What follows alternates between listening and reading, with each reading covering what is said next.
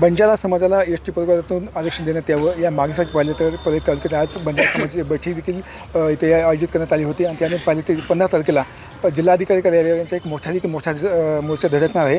या अनुषंगाने पाहू शकतो की आपण बातचीत करण्यात नेमकी कशा पद्धतीने तयार करण्यात आली, त्यांच्या काय मागणी येतात। आता काय मागण्या तुमच्या बंजारा समाजाची बैठक नेमण्यात आली होती, काय मागण्या? आज 15 तारखेला उद्या सोमवारी बंजारा समाजाचा एस-टी आरक्षणासाठी भव्य मोर्चाचं नियोजन करण्यात आलेलं आहे। हे आजची परळी तालुक्यातल्या सगळ्या तांड्यातले प्रमुख सगळे 4-5 लोक आम्ही या ठिकाणी बोलवलेले आहेत, जे स्वयंसेवक म्हणून काम करणार आहेत। आणि नियोजन कसं असणार आहे याच्या बाबतीत आमचं बैठक ठरवण्यात आली होती की दिवसभर हा मोर्चा राहणार आहे आणि इथून आम्हाला सकाळी 8 वाजता निघायचं आहे। 8 वाजता निघाल्याच्या नंतर आम्ही 10-10:30 पर्यंत तिथं पोहोचणार आहोत।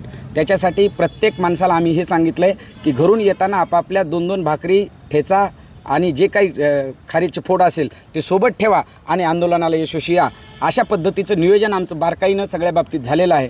आणि प्रत्येक माणूस, प्रत्येक स्त्री, प्रत्येक मुलगा आणि या ठिकाणी नोकरीला बाहेरगावी असणारे लोकही या आंदोलनासाठी सगळे येत आहेत आणि हे आंदोलन अगदी शांततेत आणि शिस्तीचं मार्गदर्शन, शिस्तीचं पालन करून निघणारं हे महाराष्ट्रातलं पहिलं बंजारा समाजाचं आंदोलन असेल शिस्तीच्या बाबतीत। या बाबतीत लोकांनी नियोजन केलेलं आहे। किती लोकसंख्या येतील, किती लोक या आंदोलनामध्ये सहभागी होतील? या आंदोलनामध्ये परळी तालुक्यातून संपूर्ण जिल्ह्यामध्ये जिल्ह्याचं नियोजन झालेलं आहे। या कमीत कमी 1 लाख आणि जास्तीत जास्त 2 ते 2.5 लाख लोक या आंदोलनाला येण्याची शक्यता आहे। एकीकडे पाहिलं तर दुसऱ्या ठिकाणी काय तर जे उभे आपले समाज आहे, आदिवासी समाज, त्या ठिकाणी कुठेतरी ह्याला विरोध करतोय।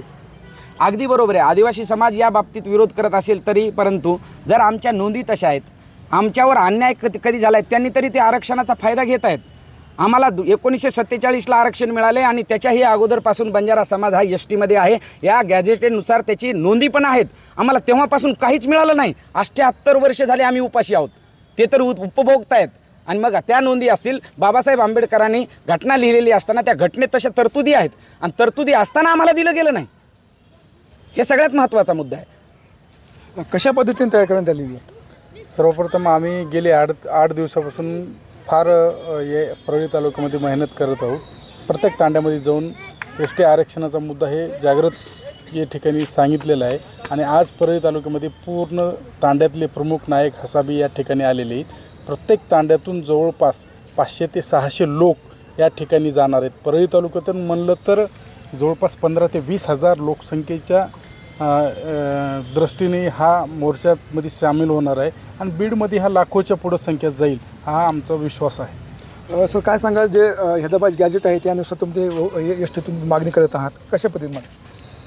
सुरुवातीला आपण जेव्हा म्हणजे मराठवाडा हे हैदराबाद संस्थांमध्ये होतं आणि त्याच्यानंतर संयुक्त महाराष्ट्रामध्ये जेव्हा विलीन झालं इकडं, त्याच्या अगोदर 1948 पासून म्हणजे पूर्वीपासून बंजारा समाज हा एस-टी प्रवर्गामध्ये समाविष्ट होता। परंतु इकडं संयुक्त महाराष्ट्रात आल्याच्या नंतर त्यांना एस-टी प्रवर्गातून काढून त्यांना विमुक्त जातीमध्ये या ठिकाणी टाकण्यात आलेलं आहे आणि त्याच्यामुळं बंजारा समाजाचा विकास पूर्णपणे खुंटला आहे। बंजारा समाजाची चालीरीती, बोलीभाषा, संस्कृती हे सर्व एक आहे, सगळीकडे एक आहे। अगदी तेलंगणामध्ये, आंध्र प्रदेशमध्ये बंजारा समाज एस-टी प्रवर्गामध्ये आहे, त्या सगळ्या सवलती आणि तिथलाच बंजारा तेव्हा म्हणजे मराठवाड्याला बंजारा समाज एस-टीमध्येच असताना पुन्हा इकडं काढून टाकल्याच्या नंतर त्यांना मिळणारं आरक्षण पूर्णपणे बंद झालेलं आहे आणि त्याच्यामुळं त्याचा जे काही विकास आहे तो विकास पूर्णपणे खुंटलेला आहे।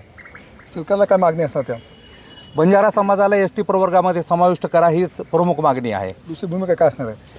काहीच नाही, ह्याच्याभोवती अगदी म्हणजे आपल्या म्हणजे बंजारा समाजाच्या विकासाच्या, बंजारा समाज हा ऊसतोडणी कामगार आहे आणि अगदी शोषित पीडित, अत्यंत गरीब, दीनदुबळ्या दरेकपारीत राहणारा, कुठे शहरामध्ये मोठ्या ह्याच्यामध्ये पण राहत नाही आणि त्याच्यामुळं ह्या बंजारा समाजाला एस-टी आरक्षण मिळाल्याशिवाय म्हणजे त्याची उन्नती होणार नाही, एवढंच याच्यामध्ये निष्पन्न आहे। 1 ते 1.5 लाख लोक सोमवारी जे आपल्या जिल्हाधिकारी काय मागणी आणि काय तुमची पुढची दिशा असणार आहे? पुढची दिशेच्या बाबतीत मी हे तुमच्यासमोर या ठिकाणी TV9च्या माध्यमातून सगळ्या समाजाला आणि शासनालाही सांगू इच्छितो की येणाऱ्या काळामध्ये आम्ही आता मोर्चाचं नियोजन केलेलं आहे।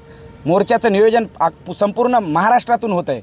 आम्ही सरकारला आता डेडलाईन देणार आहोत आम्ही मोर्चाच्या ठिकाणी आणि त्या तारखेपर्यंत काल जे मराठी मोर्चे निघाले ना, 1 तासात GR निघाला, 1 तासात।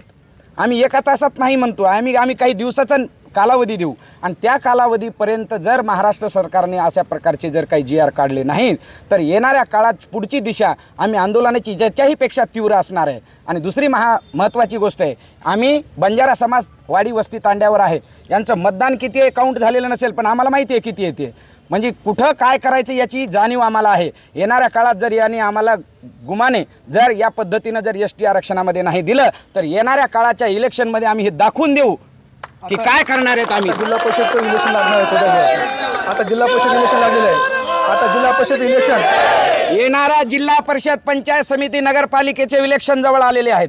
त्याच्या अगोदर जर शासनाने हा GR नाही काढला तर आम्ही आमची भूमिका योग्य ठरवू आणि आम्ही सरकारला दाखवून देऊ की आम्ही काय आहोत ते.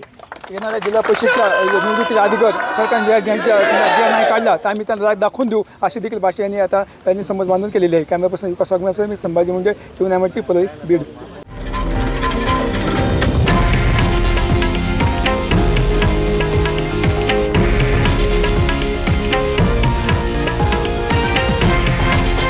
हे आहे देशातील नंबर 1 न्यूज नेटवर्क आणि आपण पाहत आहात TV9 मराठी, एकमेव.